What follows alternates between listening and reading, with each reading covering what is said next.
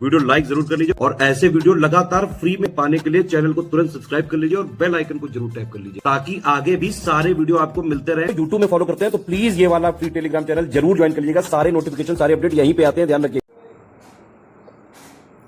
नमस्कार साथियों, स्वागत है आप सभी का स्टडी फॉर सिविल सर्विसेज में। ये क्लास है हमारी एनिशिएंट इंडिया की और टॉपिक चल रहा है चोल साम्राज्य।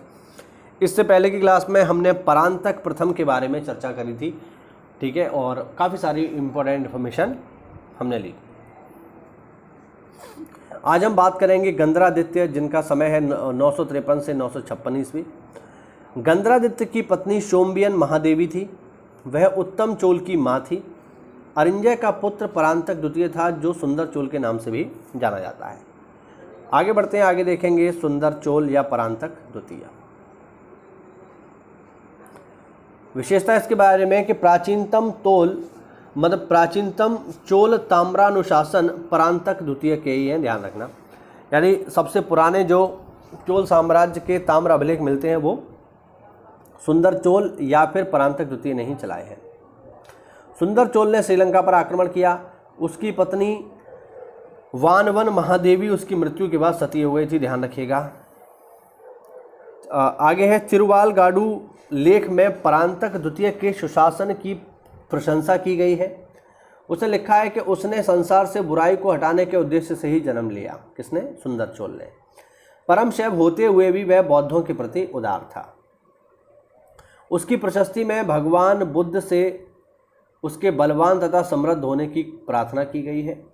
सुंदर चोल पुत्र आदित्य द्वितीय की हत्या उत्तम चोल ने कर दी थी।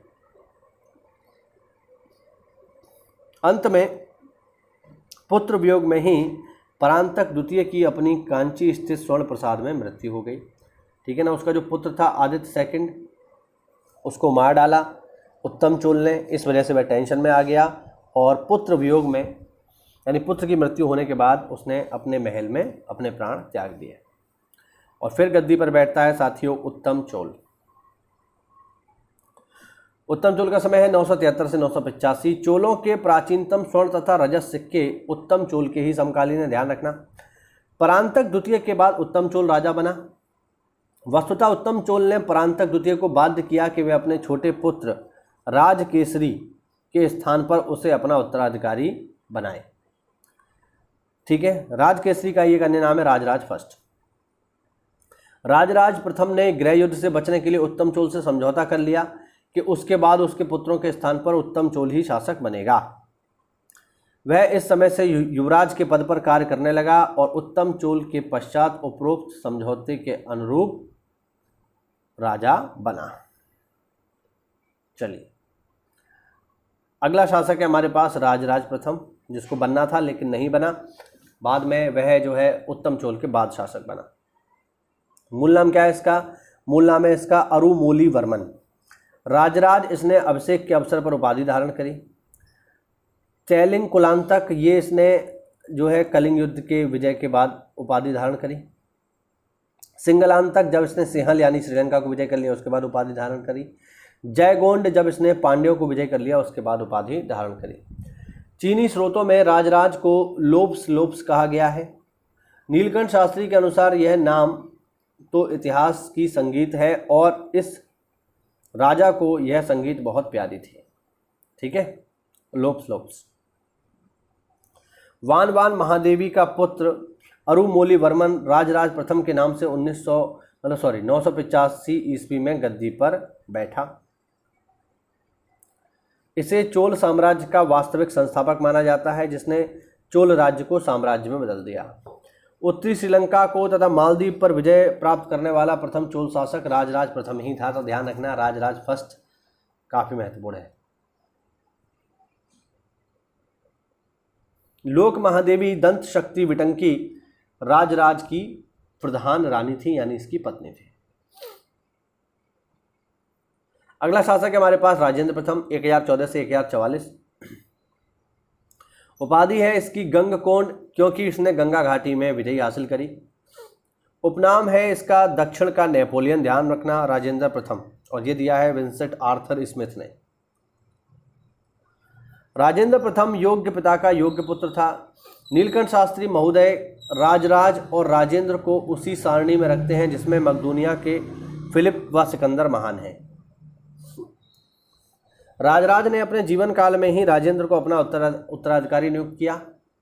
राजेंद्र प्रथम ने अपने शासनकाल के प्रारंभ में ही राजराज प्रथम को युवराज घोषित कर दिया था। आगे देखते हैं। अब इनके कुछ अभिलेख हैं जो महत्वपूर्ण हैं, उनको देखते हैं जरा। सिरीवालगाडू अभिलेख राजेंद्र को दक्षिण पूर्व एशिया की विजय के उल्लेख के बारे में जानकारी देता है। इसका जो अभिलेख है वो। फिर है करंदे अभिलेख, ये राजेंद्र की सिंहल विजय यानी श्रीलंका विजय के बारे में बताता है। किलूर अभिलेख तथा सोमयन महादेवी अभिलेख इसी के समय के हैं। और अगर हम देखें इन्होंने क्या क्या किया तो उनकी महत्वपूर्ण जानकारी लेते हैं। देखो, राजेंद्र प्रथम ने सिंचाई के लिए 16 मील लंबी एक तालाब खुलवाया। चोल गंगा तालाब व नहर निर्माण की शुरुआत का श्रेय इसी को जाता है, ध्यान रखना। कई प्रकार के सोने चांदी तांबे की मुद्राएं चलाई। उसकी प्रिय उपाधि है गंगई कोड, ये इसकी प्रिय उपाधि है जो सिक्कों पर अंकित है। वैदिक साहित्य के अध्ययन के लिए विद्यालय की स्थापना करवाया तथा इसको पंडित चोल कहा गया। 1033 ईस्वी में राजेंद्र ने ही सर्वप्रथम चीन में एक व्यावसायिक तथा कूटनीतिक दूतमंडल भेजा। कंबोडिया के खमेर राजा के साथ राजेंद्र प्रथम ने मित्रता स्थापित की। करेंदे ताम्रपत्र के अनुसार कंबोज के राजा ने अपनी राजलक्ष्मी की रक्षा हेतु रथ भेजकर राजेंद्र प्रथम से मित्रता की याचना की। तो ये हुआ आज हमारा राजेंद्र प्रथम के बारे में हमने जानकारी ली। ये छोटा सा वीडियो था। अगले वीडियो में जो अन्य राजा बचे हैं उनकी बात करेंगे और फिर हम देखेंगे चोल प्रशासन। तो अगर वीडियो आपको अच्छा लगा हो तो वीडियो को लाइक करिए, चैनल को सब्सक्राइब करिए। मिलते हैं अगली क्लास में, तब तक के लिए जय हिंद, जय भारत, वंदे मातरम।